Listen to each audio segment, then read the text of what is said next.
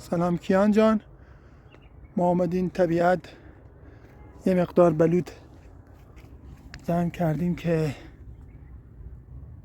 بکاریم.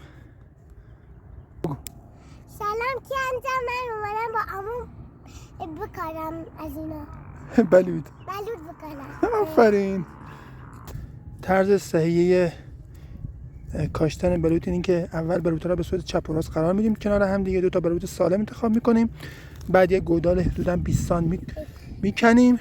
یه مقدار حدودا یه 2-3 سانتی گل نرم میریزیم همراه با گیسو خانم. بعد بلوطا رو به صورت افقی و به صورت چپ و راست کنار هم دیگه قرار میدیم. نه 2 تا بذارم.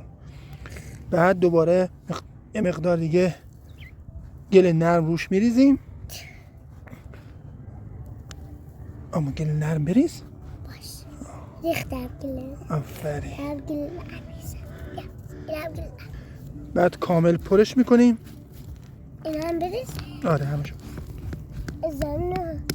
وقتی کامل پرش کردیم چادر رو، یه مقدار یه حوضه آب براش میذاریم رو سطح که وقتی آب و بارون اومد اینجا بمونه و بلوطمون سیراب بشه.